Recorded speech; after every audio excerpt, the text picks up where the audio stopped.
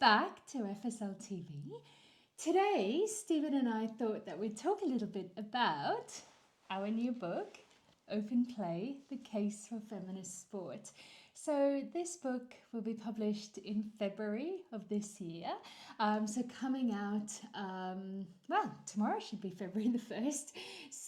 But Sheree, I've got some news for you. Tell me.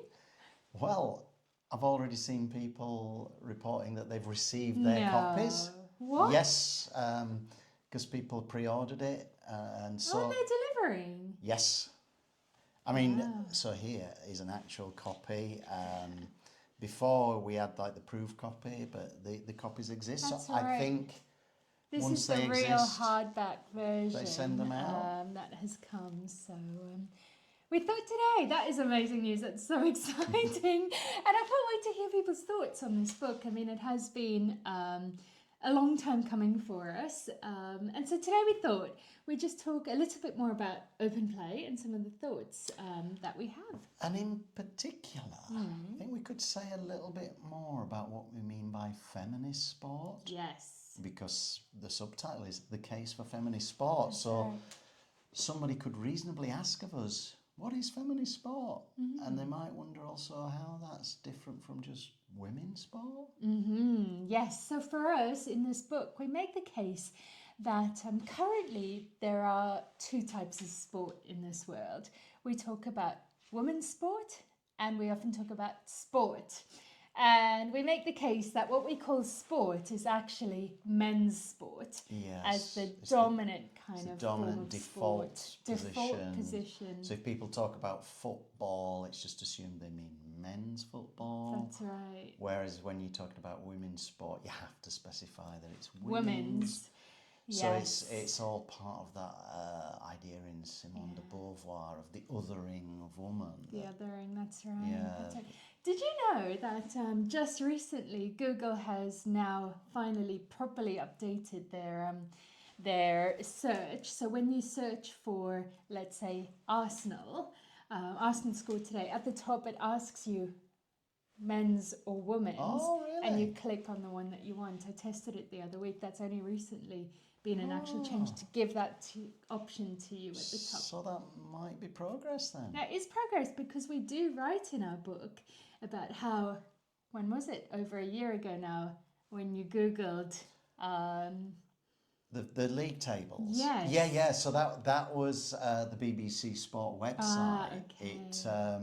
It used to have league tables in the football, and it'd say Arsenal, Manchester City, Chelsea, etc. But then you'd click on women's football and it said women's football, women's Super League, and the league table was Chelsea women, Arsenal women, Manchester City women. Yeah. Just in case you might think forgot. maybe a men's team just got in there somewhere playing in the WSL by accident. So they just made sure you knew every single team in the WSL was a women's team. I mean, we laugh about that, but that shows again that othering, that when it's something to do with women's sport, you have to name it as women's. And so that is a long roundabout answer to say that in this book we put forward the case for feminist sport, which for us is sport that moves away from being organised primarily by gender, and so thinks about different ways in which we might organise sport, or how we might think about sport when male and female isn't our primary default way of organising sport. Yes, so there is that, and I think that will probably strike a lot of readers as like one of the big controversial ideas in the book. But also, there's more. Well, there's a lot more, because you and I were talking just the other day about sport. Some of the basic organisational principles of sport seem to sort of reflect patriarchal structures, right? So feminist sport, I think it would be sport conducted in a completely different way, right? So if you think about what's typical of patriarchy, or what does patriarchy value? It's things like strength and power and hierarchy. Hierarchy being and authority, the big one. yeah. Winning at all costs. Yes, so that kind of domination in sport, the kind of win at all costs, but also a lack of mercy for the losers. You know, so in sport, if if you've got an opportunity to completely destroy your opponent, you're supposed to do it. And actually, this is why I don't know if I've told you this, but I think I was never that good at football because I wasn't ruthless enough. Yeah. And I was sometimes on teams, and if we got, we just play five-a-side. And if we got more than 3 goals ahead, I would deliberately ease off to try and let the opposition score. I can see why you're not an elite athlete. Well, that's it. Yeah. Whereas, so there's some weird things, I think, in sport at the moment that actually can lead to its own destruction. Yeah. And we're not saying that kind of like winning mentality is something that we shouldn't have, and we're not saying that like women's sport doesn't or shouldn't have that winning mentality, but we're saying in men's sport and the way that sport in general is conducted currently, it actually ends up pushing that into really unhealthy spaces and really becomes really toxic, and that's why we have things like doping and cheating and this worry about doping and cheating, because that is the only thing that we value in sports, whereas we think that there are other values that we should bring into sport for everybody, not just for women. And sorry to say, that's the other key for me is I think when we talk about these values, people think, oh, but that's what we want women's sport to be. But we don't want women's sport to be that, because we don't want to reify these ideas of sport for everybody and sport that everyone feels safe and comfortable in just to be for women. Yes, absolutely. Everybody. So the values, the idea of the values in feminist sport is that they're adopted across the board by men, women, or whatever gender you have. So it's not just separate for women. But let me give you a sort of concrete example. Let's do that. There are various sports now that are becoming so lopsided, right? Because I think kind of patriarchal sport buys into this idea of elite and huge rewards for success, nothing for defeat, right? So it's almost buying into that kind of capitalist idea where the rich keep getting richer and richer. So there are some sports where the rewards for success are not just kind of sporting rewards, When you're an amateur, you're just like, you still want to win, but that's right. It's not that we want to take winning away. But you're winning just for the victory, right? Yes. But then you get professional sports when it gets all the corporate interest, the money. And what you get there is the victors get that success, but they also get loads of money as well. So you end up with this huge gap between rich and poor. So you get some football leagues, like the men's Premier League is like this, where it becomes uncompetitive because the top teams are so rich. And you see that in the Olympics. You see the rich countries vastly outperform the poor countries, not because people in rich countries are naturally better or more gifted at sport, but it's because of all the resources that are pumped into that, and so that gap widens even more. I say poor countries, I should say countries that have been historically colonized. Yes, and, I know what you're getting at there. Yeah. So it's almost like I often keep coming back to this, like the game of Monopoly, which was deliberately designed to show the kind of self-destruction of capitalism, so it's like we've got that kind of structure. So the rich are just going to get richer and richer and richer, and then but what's the point of that? In Monopoly, it illustrates the point. You end up with one player owning everything. That's not actually good for sport. It's not suitable for sport. No, nobody wants to watch sport where the outcome is predetermined. Yeah. There's such a big gap that there's no competition. There is no.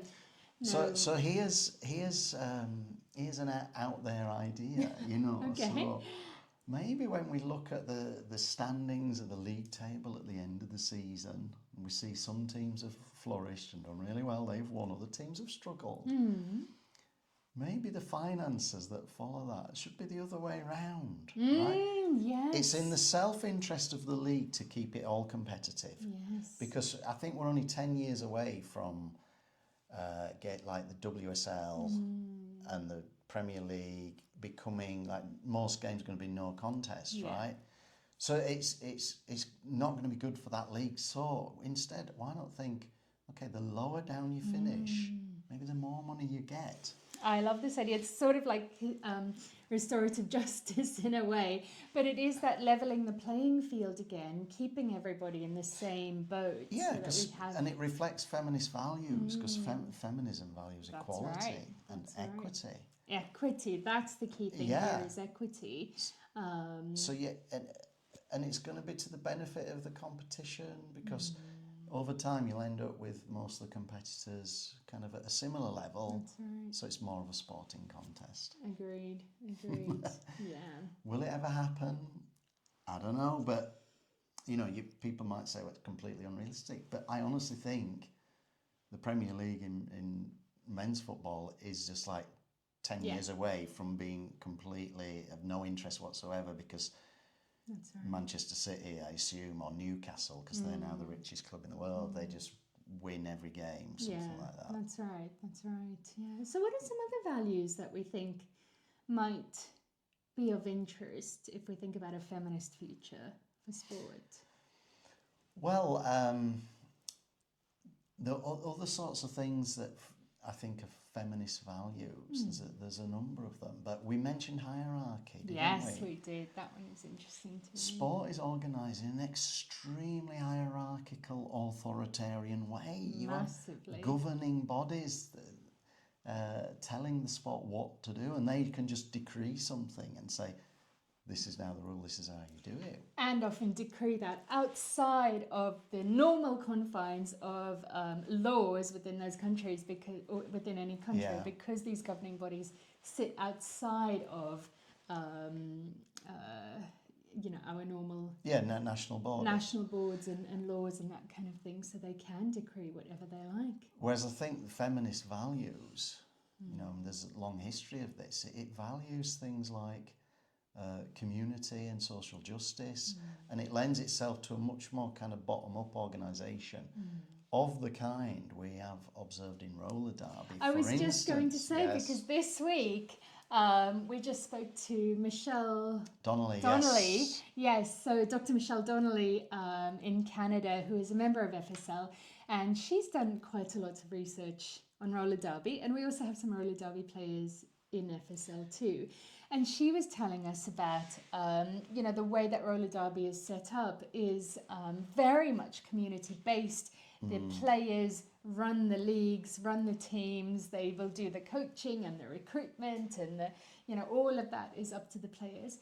And what I liked was she didn't say that meant that was a perfect system and that there weren't problems, interpersonal problems that arose. But it did mean that the players had much more autonomy as to what values they brought into their team and their league more broadly, and what vibe they want roller derby to be. And I think maintaining that is really important and interesting. Definitely. Another feminist value relevant to this, I think, is diversity. That's right. So I think some existing sports, I think, it's not just kind of patriarchal structures, but it's also the masculinity that's undergoing various crises, I would say, so toxic masculinity, which is something, again, that put me off sport when I was young, that I could see that it kind of was bought into a certain vision of masculinity, and it is breaking down. It is breaking down because it's going through various crises, men realising that their inability to show vulnerability is like leading to mental health crises and so on. So again, that's another example of, as we keep saying, how patriarchy harms everybody, including the men. So it harms some people maybe more than others. It harms different people in different ways. But It's harmful to everybody. Yeah, so I don't think men should be sitting there thinking, oh, this is great patriarchy, we're in charge. No, we've never thought that this was good for men. Yeah. Yeah, and in this book we write quite a lot about the history of women's sport and the development of women's sports, but I think it's really interesting to think of the development of sport or men's sport before that. So obviously we know the history of sports like football that started, well, you know those stories better than I do. But what I want to get to is, many sporting leagues and organizations started with what we might call muscular Christianity, if we look at the history of it. And muscular Christianity was all about this, like, reifying the body as being a strong tool and so on to spread Christianity. And we also see that within armies.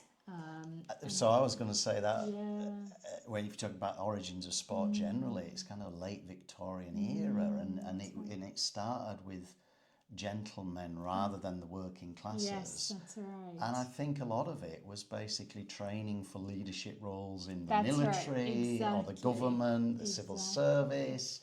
And I think there it really wanted to put a high value on that ruthlessness is hierarchy. That's right. The win at all the cost, able-bodiedness, the kind of people who would be accepted in those kinds of no mercy for the losers, for instance, whereas feminist values, I think, are always going to be at odds with that because there's a value there of compassion for others. And another aspect of that, which it may sound a bit strong because I've heard this kind of as something that's typical of fascistic ideas, but it's a contempt for weakness. A contempt for weakness. Absolutely.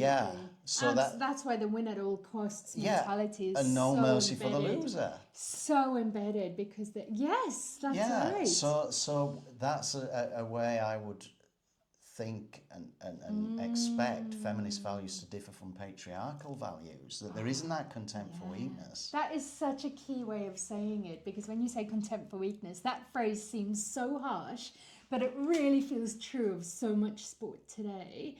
And this is again why we have all these problems and issues arising in sport today. But what would sport look like if there wasn't a contempt for weakness? So, for instance, it explains why many men, especially in sport, wouldn't want to reveal their vulnerability. Yes. Because that's a weakness. Yes. And it's not expected. And that shame of that weakness for men would be the ultimate. Yeah, that's right. And so what does it look like without that? And so we think things like community and inclusion and making sure that everybody is included within those sports spaces. I brought up ableism. I mean, this is why we have disability sport as something quite separate from able-bodied sport, is because there is still, even within that contempt for weakness that, underscores the way that we've set up sport in that way. And so it's really interesting to think about how could it be done differently and still be sport. I don't think we'd lose any of the things that we actually love about sport, because as we've said before in many of these videos, you and I both love to watch women's football, and it's not because it's any less competitive or less good or less strong, but there are at least some more of these feminist values there, and you wouldn't tend to see a contempt for weakness. In fact, I know we write in the book about Chloe Kelly, who goes to console the goalkeeper after the penalty shootout. I was just going to give that example, but I didn't want to interrupt. reread that chapter of the book. So it was in the last World Cup. Yes. England, it went to a penalty shootout. Was it against Colombia or no? They beat Colombia. Anyway, it was a penalty shootout, and Chloe Kelly, feminist icon. I think it was Zambia. Could be wrong. I don't think Zambia were in. Oh, we should know this because we do write about this. Anyway, she scores the winning penalty in the shootout. Now, in man's penalty shootout, when you score the winning penalty, you run around triumphantly. You have some crazy celebration with your teammates. But Chloe Kelly immediately went up to the losing goalkeeper. That's right, and consoled her. So it wasn't that contempt for weakness, contempt for losers. That's right. Sport's nothing without the losers, you know. And that takes nothing away from the Lionesses actually winning that. But here I also want to again make that point that we're not saying that it's women's sport that should have these values. We're saying that all sport, and if we move sport away from being organised in this way, we think we can still have that. Well, but we would love to see everybody do that. I'm really determined to find this now. Maybe you can keep talking while I know it's in our chapter 6. Is it? So tell me one thing that you're proud of in this book, or that you think is an interesting little taster that we want to give people. I think I'm proud of the kind of historical analysis of the evolution of women's sport. I'll say I'm proud of that because as a philosopher it's the sort of thing I couldn't have done on my own. I found it, sorry to interrupt you. Nigeria. So winning shootout against Nigeria. Yes. So she went to consult Chiamaka Nnadozie when she won that final. Good. One. Yeah. Wouldn't want the viewers left in suspense on that. Oh no, especially because that's in the very last chapter of this book. But on the historical evolution of women's sport, the history of it, I'm not a historian, and this was a lot of it was what you'd added, but showing how women first had to fight to be included at all. You know, and some of those stories, I think it's in chapter 2 about attempts to exclude people, women's attempt to include themselves. And I think it helps provide a kind of fresh analysis of women's sport. Because as we say, it was kind of progress for women to be included in sport at all, because at first they weren't allowed. Yeah, definitely. But it isn't like the end point. You know, women shouldn't be satisfied with that. This. No one should be satisfied with that. That's right. Because by having these separate categories, it means that one can be underfunded relative to the other. It creates a hierarchy of one being the dominant and one being the subordinate, and will always be subordinated. And I don't think, women shouldn't settle for that. Nobody should settle for that. We've been sold this story that we should just be thankful for what we have because it's going to take a long time to build women's sport up to where men's sport is, and there just isn't the viewership or the funding yet, and we should be grateful. But as the Lionesses have shown, as the World Cup showed in Australia and New Zealand, as Ilona Maher showed, who we spoke about last week, actually that is not a valid argument anymore, because I always say this, if you build it, they will come, and once there is that interest, that interest explodes. Yeah. And we shouldn't settle for what we've been given begrudgingly. Yeah, so I think that's quite exciting and fresh analysis of the whole category of women's sport. So that explains why we kind of offer feminist sport as a contrast to that. We think that feminist sport will not look the same as women's sport currently looks. Right. Nor do we want it to look the same as men's sport currently looks. We want something new. The goal shouldn't be just to make women's sport the same as men's sport currently is, because that's full of all these patriarchal values that we want to eradicate. That's right. So the aim would be that we end up with something that looks like neither, it looks like something completely different. And so it's in the final chapter where we start to kind of imagine how feminist sport could look. We start to imagine, and we start to put some ideas on the table, but we've said this in videos before, we both fully admit that actually the writing of this book for us has only opened up more questions than what we started with, and we realise that by the end of this book, this question of what could and would feminist sport look like is a big project that will be an ongoing life project, and that we're so excited to work on because we put in some early ideas as to what this might look like, but our aim is to explore that more and develop that further. Yes, so shall we leave it there? But, so everybody, if we may put out a real plug for this, I know this is not quite what one should do on YouTube and social media, but honestly, I'm so proud of this book. That was the whole point of social media. I'm honestly so proud of this book, and I think you are too. And I would love to hear your thoughts if you do read Open Play. It's out now in all good bookstores, as they say, although we will say do try and support independent bookshops if you can. And Sheree, just to finish, I mean, such a well-bound and produced book.